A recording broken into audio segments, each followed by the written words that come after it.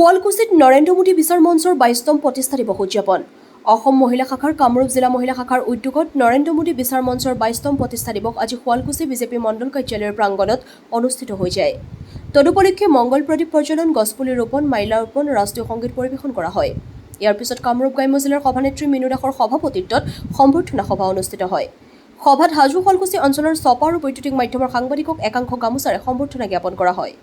সভাত নৰেন্দ্ৰ মোদীৰ বিচাৰ মঞ্চ অসমৰ কামৰূপ গ্ৰাম্য জিলাৰ সভানেত্ৰী মিনু দাস, চাংচাৰী আৰক্ষী থানাৰ অধ্যক্ষ জিতেন লহকৰ, অসম জনসাংস্কৃতিক পৰিষদৰ সভানেত্ৰী শ্যামলী চেতিয়া, জনজাগৰণৰ সম্পাদক প্ৰশান্ত বৰা, মহিলা নেত্ৰী হাছিনা বেগম, পবিত্ৰ শৰ্মাকে ধৰি কেইবাগৰাকীও বিশিষ্ট লোকে মানুহৰ জীৱনৰ কৰ্ম ধৰ্মৰ ওপৰত সাৱলীন বক্তব্য দাঙি ধৰে।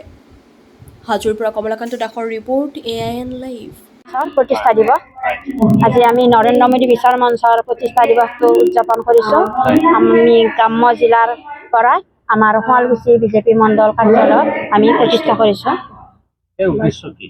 ইয়াৰ উদ্দেশ্য হৈছে আমাৰ নৰেন্দ্ৰ মোদী বিচাৰ মঞ্চৰ জৰিয়তে আমাৰ মহিলাখিনি কেনেকৈ আমি আগবঢ়াই লৈ যাম, তেখেতসকলক আমি উৎসাহ উদ্দীপনাৰে আমি আমাৰ ফালৰ পৰাই সহায় সহযোগিতা কেনেকৈ কৰিম আমাৰ দুখীয়া গৰীববিলাকৰ কাৰণে।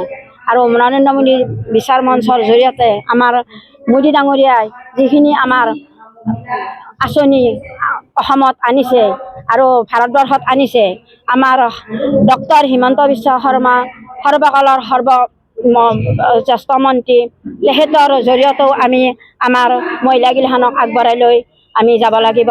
তাৰ কাৰণে আমি সজাগ হ'ব লাগিব, সচেতন হ'ব লাগিব। এই উদ্দেশ্যত আমি আমাৰ অনুষ্ঠানটো আয়োজন কৰা হৈছে।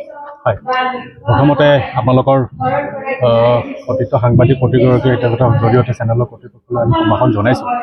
আপোনালোকে সকলোৱে জ্ঞাত যে আজি ২২ জুন, এই ২০০৪ চনত ২২ জুন তাৰিখে নৰেন্দ্ৰ মোদী বিচাৰ মঞ্চ নামৰ এটি অৰাজনৈতিক এটা সংগঠন সৃষ্টি হৈছিলে। এই সংগঠনৰ জৰিয়তে ভাৰতবৰ্ষৰ যশস্বী প্ৰধানমন্ত্ৰী নৰেন্দ্ৰ মোদী ডাঙৰীয়াৰ বিচাৰধাৰা, চিন্তাধাৰা, কৰ্মৰাজিৰ ওপৰত আলোচনা আৰু পৰ্যালোচনা কৰাৰ ক্ষেত্ৰতে আমাৰ এই নৰেন্দ্ৰ মোদী বিচাৰ মঞ্চৰ কথা ক'বলৈ প্ৰতিষ্ঠা কৰা হৈছিলে। ইয়াৰ জৰিয়তে আপোনালোকে জানে যশস্বী প্ৰধানমন্ত্ৰীগৰাকী অকল দিল্লী বা গুৱাহাটী তেনেকৈ নহয়, ভাৰতবৰ্ষৰ বিভিন্ন প্ৰান্ততে তেখেতৰ উন্নয়নমূলক আঁচনি তেখেতে প্ৰস্তুত কৰি উলিয়াইছে। আই মাতৃসকলক স্বাৱলম্বী কৰাৰ ক্ষেত্ৰতে হওক বা শিশু মাতৃসকলক উন্নয়ন কৰাৰ ক্ষেত্ৰত হওক, বিভিন্ন দিশত তেখেতে এখন আগুৱাই গৈছে। আমিও ইয়াৰ আজি দুবছৰমান আগত আপোনালোকে ভালকৈ জানে ডক্টৰ শিখা বেজবৰুৱা গোস্বামী বাইদেউ, তেখেতৰ আমাৰ নৰেন্দ্ৰ মোদী বিচাৰ মঞ্চৰ মহিলা সভানেত্ৰীৰ দায়িত্ব পাই আমি ধুবুৰীৰ পৰা শদিয়ালৈকে বিভিন্ন প্ৰান্তত আমি কাম কাজ আৰম্ভ কৰি দিছিলোঁ। আজি আমাৰ কামৰূপ গ্ৰাম্য জিলা কমিটিৰ উদ্যোগত আমাৰ মিনু দাস বাইদেউ আছে, তেখেতৰ সহযোগত অত্ৰ অঞ্চলৰ সাগৰবাসী অঞ্চলৰ প্ৰকৃত ৰাইজৰ সহযোগত আমি কেন্দ্ৰীয়ভাৱে এই শুৱালকুছিত এই পবিত্ৰখনত আজি নৰেন্দ্ৰ মোদীৰ বিচাৰ মঞ্চৰ ২২তম প্ৰতিষ্ঠা দিৱস আমি পালন কৰিলোঁ। ৰাতিপুৱা পতাকা উত্তোলন হৈছিল, স্মৃতি তৰ্পণ হৈছিল, বৃক্ষৰোপণ কাৰ্যসূচী হৈছিল, তাৰপিছত আপোনাৰ শ্ৰদ্ধাঞ্জলি অনুষ্ঠান হৈছে, বন্তি প্ৰজ্বলন হৈছে।